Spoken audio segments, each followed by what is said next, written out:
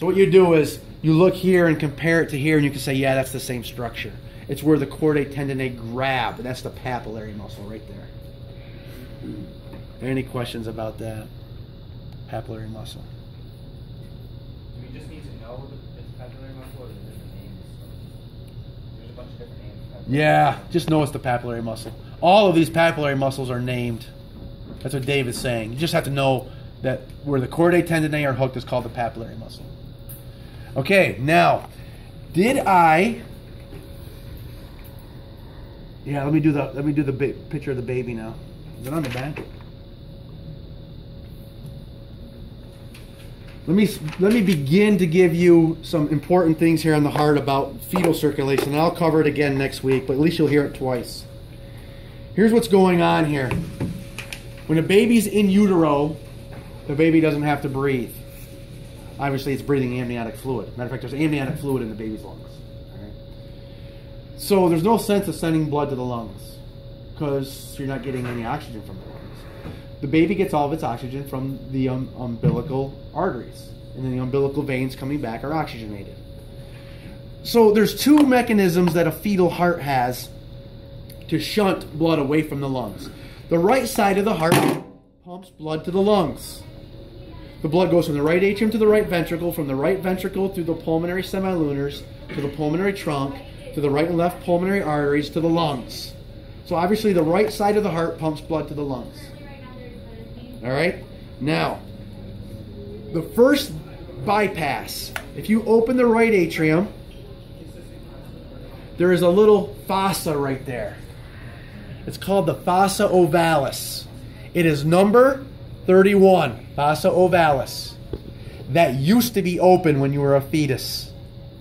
When you were a fetus, it was called the foramen ovale. Now you're going to say, Kiggins, there was a foramen in the skull called the foramen ovale. You're right. There was. I didn't, 200 years ago, no, actually, 480 years ago, forget how many years ago, because I can't do the math in my head. A long, long time ago, when me and Aristotle and Plato, we were sitting around naming these things, I said, you know what? Let's name them both foramen ovale and screw these guys up. Point is, I didn't name the darn things, all right? I did not name it. It just happens that foramen ovale is used twice. So this fossa ovalis in us used to be the foramen ovale. So think about this. Blood comes into the right atrium. It bypasses the right ventricle and goes to the left atrium. Good, because you don't want to go to the lungs anyway. So blood travels through this foramen ovale. After you're born, this foramen ovale closes, hopefully, and becomes the fossa ovalis. Hopefully it closes. What happens if it doesn't? Yeah, what happens if it doesn't? A few people that have that surgery repair. Right? Yeah, they usually wait about 5 to 10 years. They wait 5 to 10 years, Dave, to see if it closes. And if it doesn't close, they do surgery on you. But it doesn't have to close immediately at birth. It'll sometimes get smaller and smaller and smaller through the years and eventually close. But by the time you're 10 years old, if it hasn't closed, they usually do surgery on you. But they'd rather not do open heart surgery on you. They'll hopefully allow it close on its own. So to answer your question, what happens if it doesn't? You're mixing deoxygenated and oxygenated blood together. That's what you're doing. You're less efficient. Then, go ahead. Sorry, so it goes from the right ventricle to the left ventricle? No, it goes from the right atrium to the left atrium. Did I misspeak? No, not necessarily. It goes from the right atrium to the left atrium. Then, some blood will miss that foramen ovale. Some blood will still get pumped into the right ventricle. And from the right ventricle, it gets pumped up through the pulmonary semilunar valves into the pulmonary trunk. Well, that blood that missed the foramen ovale is now in the pulmonary trunk. There's another bypass that hooks the pulmonary trunk to the aortic arch. It's this ductus arteriosus right here. Now, after this closes, it becomes the ligamentum arteriosus. The number for the ligamentum arteriosus is 18. But when you were a fetus and this was open, it was called the ductus arteriosus. After you're born, this closes and it's called the ligamentum arteriosus. There is a disease out there called patent ductus arteriosus. What does patent mean? If something's patent or patent, what is it? Good or bad? Functioning or non-functioning? Functioning. Patent means functioning. So now let me ask you this. Having a functioning ductus arteriosus as a free living human, is that good or bad? Bad. After you're born, if this doesn't close, that's called patent ductus arteriosus, PDA. But you don't want it to be a patent ductus arteriosus. You want it to shrivel up into a ligamentum arteriosus and be closed. If this fails to close and you have PDA, patent ductus arteriosus, you also mix deoxygenated with oxygenated blood. They'll also do surgery on that sometimes. All right? So, you have these bypasses in the heart, which I'll cover again next week.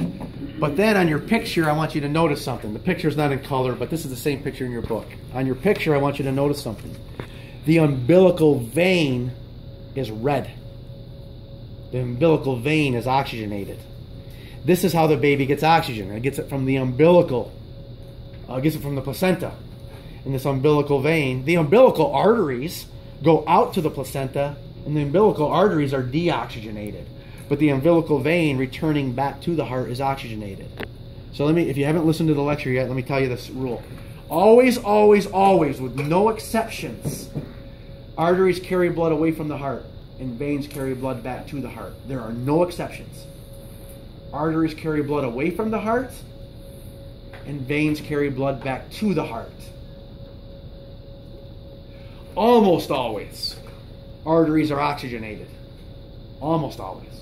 And almost always, veins are deoxygenated. Or we should actually say partially deoxygenated. Even venous blood has oxygen.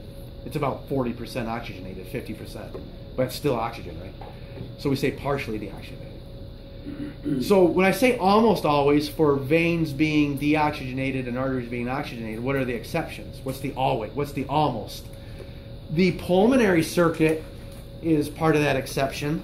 The pulmonary artery, the pulmonary trunk and pulmonary arteries are deoxygenated because they haven't been to the lungs yet. And the pulmonary veins are oxygenated. We always color things red when they're oxygenated and blue when they're deoxygenated. And likewise, the umbilical veins and arteries also break the rule. Umbilical arteries are deoxygenated and umbilical veins are oxygenated. So it's the pulmonary circuit and the umbilical circuit that break that rule, which is why we say almost always. All right. If you study this model and master it, and it shouldn't be that bad relative to other things you've had to memorize, this should be relatively easy. The sheep heart will be easy. Here's the sheep hearts. I'm sorry, they're pig hearts. Oh, here's the pig hearts. Here's the lever for opening the pig hearts. You go like this, and then you open it. I won't do it. It's hard to open with your hands, so you just use this tool right here. Pull down and open them.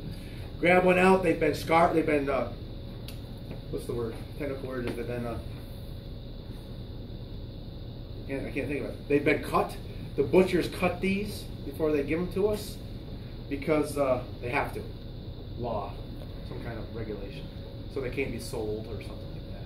Because they don't go through the same process. When they know they're going to give them to us, when we're going to buy them from them, they cut them and put them in a bucket, and they don't care if bacteria grows on them and stuff like that. So they've already been caught. Don't worry about it. You'll still be able to dissect through them and see everything. You're going to ask me what chamber you're in. Here's what I have to do, and I'll come in and do it for you, but you have to do it too. I find a blood vessel, I stick my finger down through it. Like if I can find the aorta, I stick my finger through the aorta, and the tip of my finger, that's the left ventricle. How do I know? Because the left ventricle pumps blood in the aorta. I find the pulmonary trunk, I stick my finger through it, when my finger comes out, that's the right ventricle. You can find the vena cava and do that. There's ways to find these chambers, these ventricles, and atria. Any questions about what you're doing today? All right.